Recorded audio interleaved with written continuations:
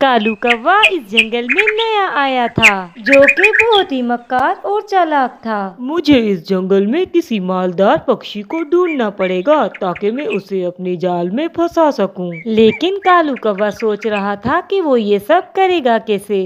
और फिर कालू कौवा जंगल के एक पक्षी से उस जंगल की सारी मालूमात हासिल कर लेता है। और फिर उसे पता चलता है कि इस जंगल में सबसे अमीर टूनी चिड़िया है। और वो फिर टूनी चिड़िया के घर आता है और टूनी से कहता है, टूनी बहन, मैं आपका पड़ोसी हूँ। आपको अगर किसी भी काम की जरूरत हो तो आप मुझसे कह सकती हैं। बहुत बहुत शुक्रिया कालू भैया, मैं आपको जरूर बताऊंगी। और ऐसे ही कुछ दिन गुजर जाते हैं। और फिर एक दिन टूनी अपने आम के बाग में काम कर रही थी। आज तो बहुत ज्यादा गर्मी है, मुझे लगता है मेरी तबीयत खराब हो रही है, अब मुझे घर जाना चाहिए।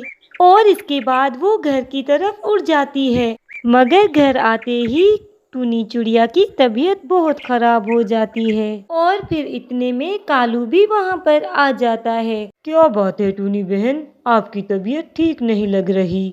क्या बताऊं कालू भैया, मेरी तबीयत बिल्कुल ठीक नहीं। बस मुझे एक ही फिक्र है कि मेरे आम के बाग का क्या होगा, क्योंकि बारिशें भी शुरू होने वाली हैं और मुझे आज ही अपने आम तोड़कर बाजार में बेचने हैं, नहीं तो मेरी सारी मेहनत ज़ाया हो जाएगी। और कालू कौवा तो इसी मौके की तलाश में था।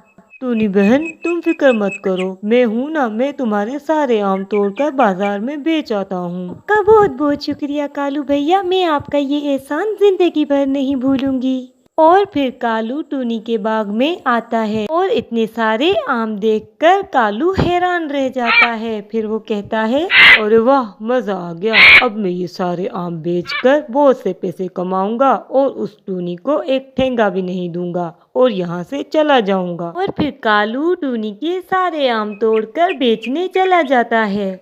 और इधर काफी टाइम गुजर जाने के बाद जब कालू वापस नहीं आता तो टूनी बहुत परेशान हो जाती है। और अभी टूनी बैठी ये सोच ही रही थी कि वहाँ पर कबूतर आ जाता है। क्या बात है टूनी बहन, मैंने सुना है तुम्हारी तबीयत खराब है, इसीलिए मैं पूछने चला आया।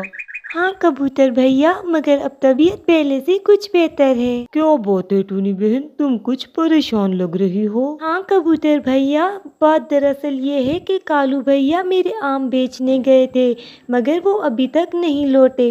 अरे कालू, वो तो बाजार में आम बेचने के बाद दूसरे जंगल जा रहा था। जब मैंने इससे पूछा तो कहने लगा कि वो हमेशा के लिए यहाँ से जा रहा है। ना कहने के बाद कबूतर वहाँ से चला जाता है और टूनी और भी ज्यादा परेशान हो जाती है। इसका मतलब है कि वो कालू कौवा मुझे बेवकूफ बनाकर मेरे सारे पैसे ले गया। और फिर यूं ही कुछ दिन गुजर जाते हैं, मगर टूनी ने हार न मानी और इसके पास जो कुछ पैसे थे वो इन्हें देकर जामन के बीज ले आती है। और फिर वो बीज जमीन में उगा देती है। और फिर कुछ अरसा टूनी उनकी खूब खिदमत करती है और कुछ अरसे के बाद उसमें बहुत से अच्छे जामन लग जाते हैं, जिन्हें बेचकर दोबारा से वो बहुत से पैसे कमा लेती है।